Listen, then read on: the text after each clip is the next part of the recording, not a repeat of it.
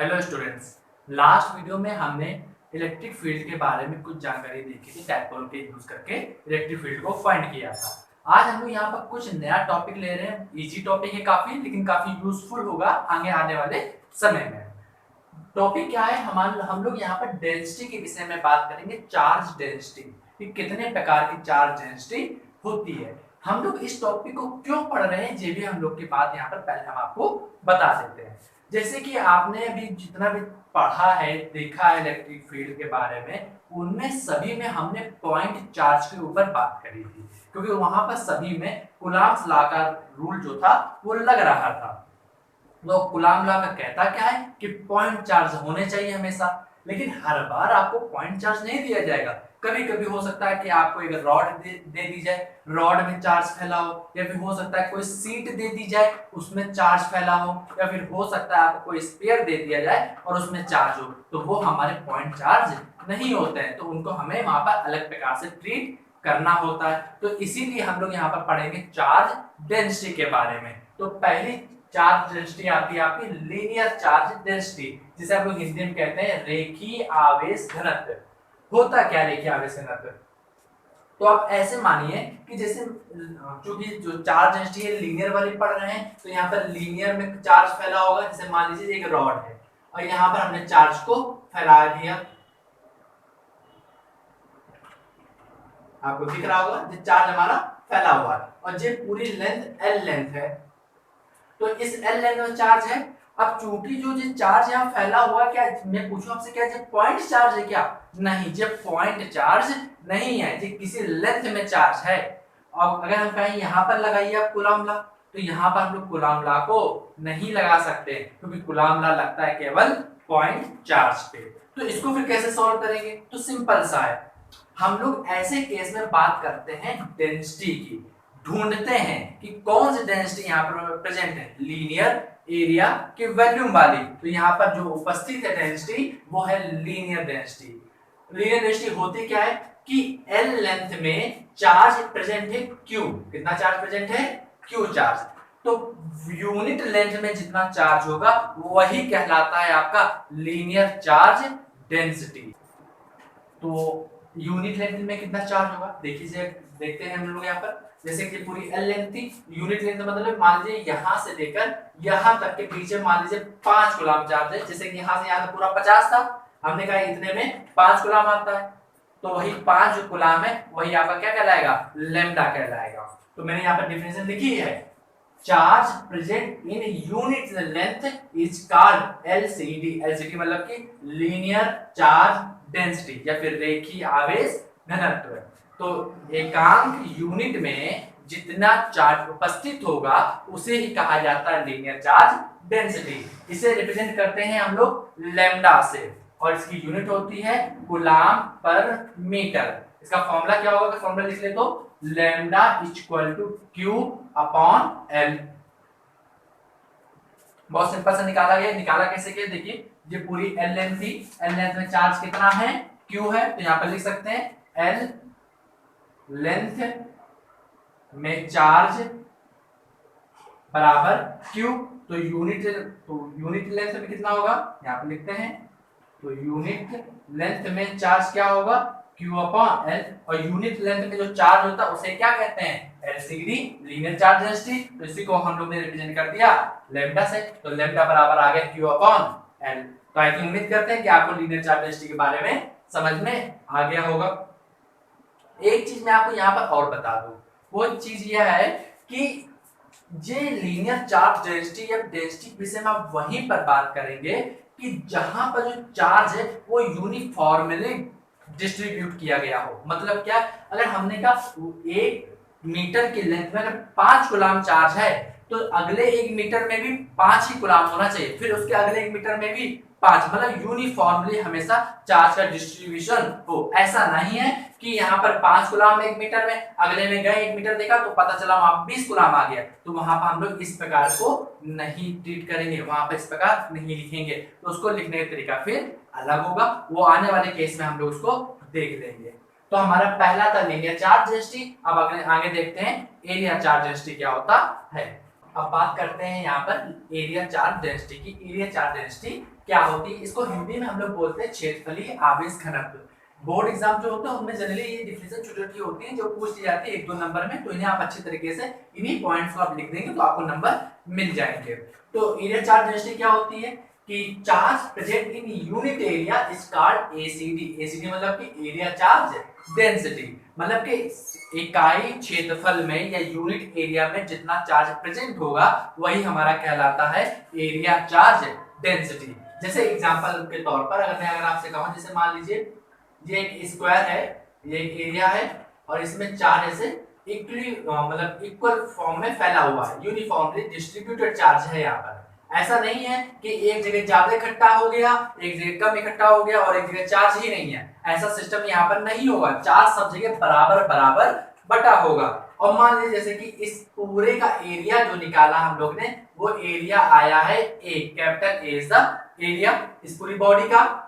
जब एरिया है तो हमने क्या कहा कि यूनिट एरिया में चार्ज बताइए कितना होगा, और जब पूरे एरिया में चार्ज है कितना तो उसको मैंने कह दिया स्मॉल क्यू चार्ज प्रेजेंट है। तो एरिया क्षेत्रफल मतलब जो एरिया चार्ज डेंसिटी वो होता क्या है, तो जैसे मैंने आपसे कहा कि ए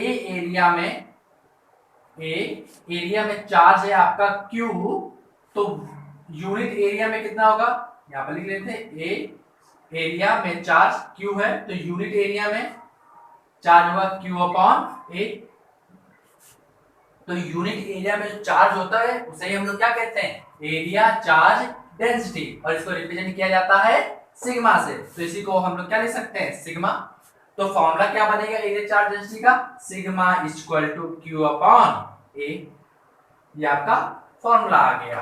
तो इसका यूनिट क्या होती है, क्यू को हम लोग कहते हैं गुलाम और एरिया की यूनिट होती है मीटर स्क्वायर। तो यहाँ पर इसकी यूनिट भी हम लोग ने लिख दी। लेकिन एक बात आप हमेशा याद रखिएगा, चार्ज हमेशा इक्वल फॉर्म में होना चाहिए, मतलब कि डिस्ट्रीब्यूटेड जो क्रम है उसका वो यूनिफॉर्म होना चाहिए। अगर यूनिफॉर्म में अगर चार्ज फैला है तभी हम लोग यहाँ पर इस प्रकार बात करेंगे, अदरवाइज अगर नहीं है तो वहां पर डेंसिटी लिखी इसी प्रकार जाती है बट वहां पर डेंसिटी भी वेरिएबल होने लगती है। उस केस को भी हम लोग बाद में देखेंगे। अब हमारा एक और बचा है जो कि है वॉल्यूम चार्ज डेंसिटी, उसके बारे में भी हम लोग बात कर लेते हैं। अब हम लोग बात करते हैं वॉल्यूम चार्ज डेंसिटी की। ये वॉल्यूम चार्ज डेंसिटी क्या होती है, हिंदी में से कहते हैं आयतनात्मक आवेश घनत्व। जैसे कि अभी पीछे आप लोगों ने जितनी डेफिनेशन पढ़ी है दोनों कि यूनिट लेंथ में जो चार्ज फैला होता है वो कहलाता है linear charge density, unit area में जो चार्ज होगा वो कहलाएगा आपका एरिया चार्ज डेंसिटी, और इसी प्रकार यहाँ पर यूनिट वॉल्यूम में जो चार्ज होता है वो कहलाता है आपका वॉल्यूम चार्ज डेंसिटी या फिर आयतनात्मक आवेश घनत्व। एग्जांपल तौर पर आप ऐसे मान लीजिए कि एक हमारी बॉडी दे रही स्फीयर टाइप की सॉलिड स्फीयर है मान लीजिए, और यहाँ पर चार्ज अंदर मैंने फिट करके रखा है पूरा चार्ज। आधे जो चार्ज यहाँ फैला हुआ है, ये जो चार्ज है वो यूनिफॉर्मली डिस्ट्रीब्यूट है,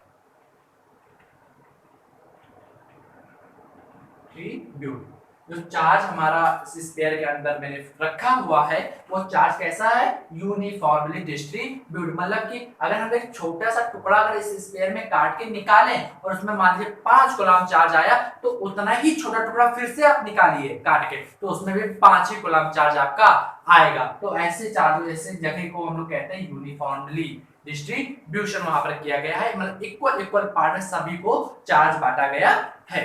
तो ये हमारा 3D में बॉडी है, तो इसी कारण हम लोग यहाँ पर बात करते हैं वॉल्यूम के बारे में।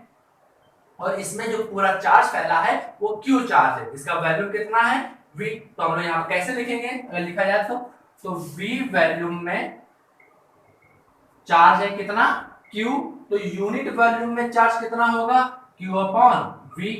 और हम लोग लिखा है कि यूनिट वॉल्यूम में जितना चार्ज होता है वही कहलाता है वॉल्यूम चार्ज डेंसिटी या आयतनात्मक आवेश घनत्व। और उसे प्रदर्शित किससे करते हैं, रिप्रेजेंट किससे करते हैं, रो से। तो यही हमारा क्या हो जाएगा, रो वॉल्यूम चार्ज डेंसिटी।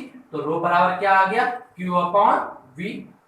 अब पूछा जाए इसकी यूनिट क्या होगी, तो q की यूनिट होती है कूलम और v की यूनिट वॉल्यूम जो है उसकी यूनिट होती है मीटर क्यूब। तो आपका जो यूनिट बन जाएगी वो कूलम पर मीटर क्यूब आ गया। अब क्वेश्चन ये आता है कि हम लोग इसका यूज कहाँ कहाँ करेंगे, तो उसके बारे में भी हम लोग बात कर लेते हैं थोड़ा सा। तो अभी हम लोगों ने जो चार्ज डेंसिटी के बारे में टॉपिक कवर किया है, उसको हम लोग यूज कहाँ कहाँ करेंगे इसके बारे में हम लोग बात करते हैं। जैसे कि आप चार्ज डेंसिटी का आप यूज वहीं पर करेंगे जहां पर यूनिट चार्ज के विषय में आपसे बात नहीं कर रहा होगा।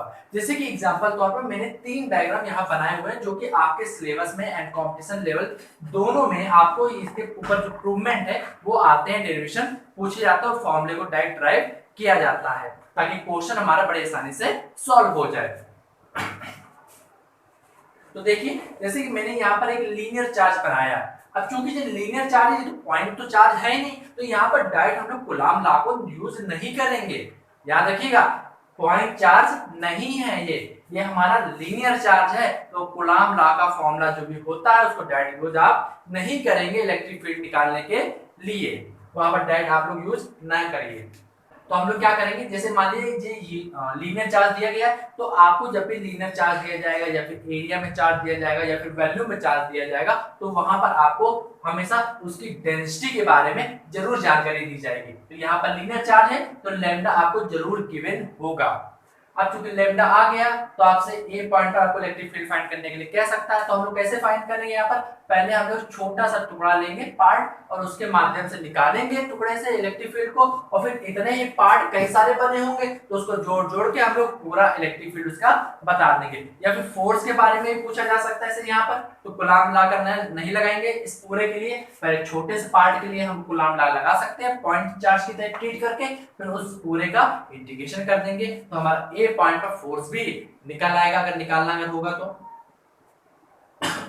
इसी प्रकार देखिए अगर एरिया में चार्ज दिया गया है तो यहाँ पर भी आप लोग फोर्स अगर निकालना है बी पॉइंट पर तो डायरेक्ट नहीं लगाएंगे कूलाम फॉर्मूला, या फिर इलेक्ट्रिक फील्ड निकल लगाना है तो भी डायरेक्ट यूज नहीं करेंगे। हम लोग पहले क्या करेंगे, इसका एक छोटा सा पार्ट लेंगे, एक पॉइंट चार्ज की तरह इसको ट्रीट करेंगे, छोटा सा एरिया जो कि एक पॉइंट चार्ज की तरह ट्रीट होगा, फिर उसको यूज करके हम लोग उस पे कूलाम लॉ का फॉर्मूला यूज करेंगे। अब इतने छोटे से पार्ट के लिए आपको चार्ज निकालना पड़ेगा, तो चार्ज निकालने के लिए आपको इसी क्वेश्चन में डेंसिटी को भी दिया जाएगा, और चूंकि ये एरिया में है तो यहाँ पर आपको सिग्मा के बारे में जानकारी दी जाएगी।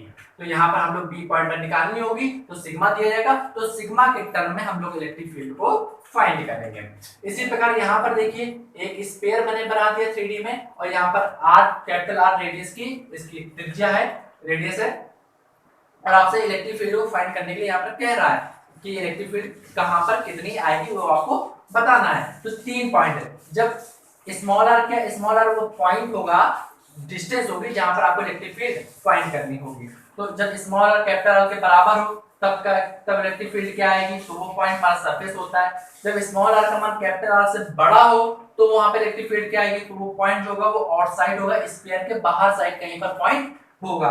और जब स्मॉल आर का मान कैपिटल आर से छोटा हो दैट मीन स्फीयर के अंदर कहीं पर होगा, तो उसमें आपको इलेक्ट्रिक फील्ड फाइंड करनी है। तो ये तीनों जो प्रूवमेंट है इन्हें भी हम लोग बारी बारी आगे कवर करेंगे। तो आई थिंक आपको समझ गए होंगे कि यहाँ पर कहीं भी हम लोग डायरेक्ट कूलाम लॉ को यूज नहीं कर सकते, यहाँ पर आप लोग को डेंसिटी के बारे में जरूर जानकारी दी जाएगी। यहाँ पर स्फीयर दिया गया है क्योंकि 3D में है, आयतन दिया गया तो यहाँ पर आपको रो के बारे में बताया जाएगा, वॉल्यूम चार्ज डेंसिटी के बारे में। तो चलिए अब हम लोग आगे वीडियो में देखेंगे इनके प्रूवमेंट कैसे सॉल्व होंगे, इनके डेरिवेशन को किस प्रकार निकाला जाएगा। तो चलिए मिलते हैं हम लोग नेक्स्ट वीडियो में।